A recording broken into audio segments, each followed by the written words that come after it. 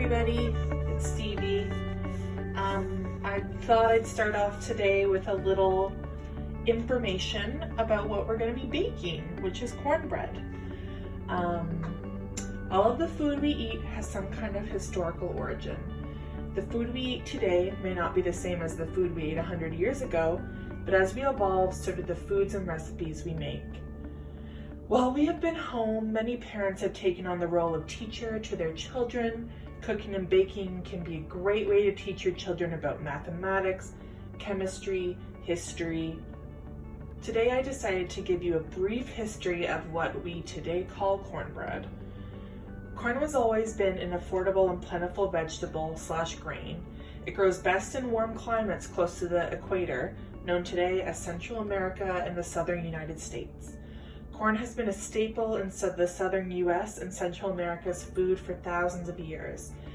The Native American people of the southern states cooked many things with corn, and the Europeans that colonized the United States learned about the versatility of cooking with corn from those native to the land. Before Europeans colonized the Americas, corn had been brought to Africa by the Portuguese in the 1500s. This meant that corn was a familiar ingredient to many of the African people who were forcibly transported to the United States by slave traders. Different variations of what we consider cornbread are also created by the enslaved from what meager portions they were allotted by their captors in the American South. Corn was cheap and abundant, and those who had no income or minimal income could create recipes from this staple ingredient. Today, cornbread is a common side to traditionally Southern cuisine, with many people having their own take on the recipe. I think there is great value in considering the origins of the recipe and honoring those who created them. Cornbread recipes are varied and can complement both sweet and savory dishes. I hope you enjoy the recipe today. I was given this recipe from my best friend's mom. I like to make it in a muffin tin for fast cooking time and easy portion sizes. So for the cornbread muffins we're making today, I've got 1 cup of flour, 1 cup of cornmeal, 1 tablespoon of baking powder, half a teaspoon of salt, half a cup of butter, and 2 eggs. The eggs aren't here, I'll get them in a second, as well as a cup of milk. So we're gonna start by combining the wet ingredients. And for this recipe, our wet ingredients start off with butter and sugar. So I've got my mixing bowl. You can also use a stand mixer. I decided I wanted to dirty less utensils today, so I'm gonna use wooden spoon and bowl. I melted the butter a bit. It doesn't have to be this melted, just kind of melted enough so you can work with it. If you're using your mixer, room temperature is just fine. Okay. And then our half a cup of sugar. We mix that up.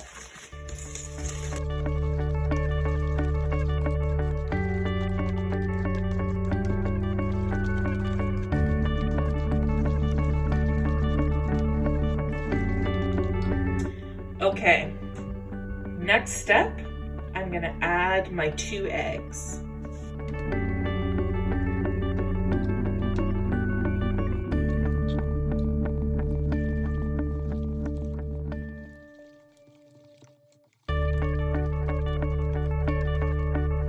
Okay, next I'm going to add the milk.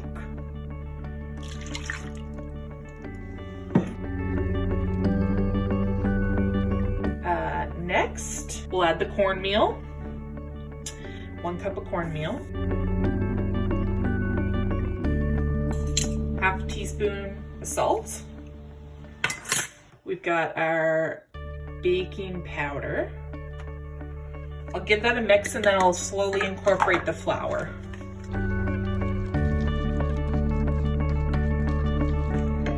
All right, I'm gonna start adding flour. That's about a third.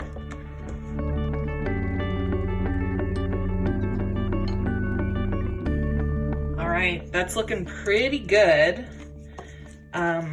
I'll show you the muffin tin I'm gonna bake this in. So this is my muffin tin. The cups are pretty big, so I'm gonna bake the cornbread muffins in here for about 20 minutes. If you decide you want to use like a bigger pan or cast iron skillet, you might want to bake it for closer to 30 to 40 minutes. You're gonna have to check it and make sure it's golden brown, and you can do the trick where you put a toothpick in it. If it comes out clean, then they're done. So I'm gonna grease these with some spray oil. I'm gonna use my favorite tool, which is like a cookie scooper. My hope is that it makes things less messy for me. We'll see how it goes. And you can get pretty even scoops. I really like to eat my cornbread with like chili or some kind of hearty soup. It's also really good with just like butter and jam on it. I'm gonna even these out a little. I'm probably just gonna use my whole recipe here. So these are gonna be big ones. Clean these up a little because we don't want those to burn. So that's the recipe. I'm gonna put these in the oven at 350 for 20 minutes. I'll check them then to make sure they're done, and then eat them. Here are my hands, they're dirty. I'll hope to see everybody soon. Bye.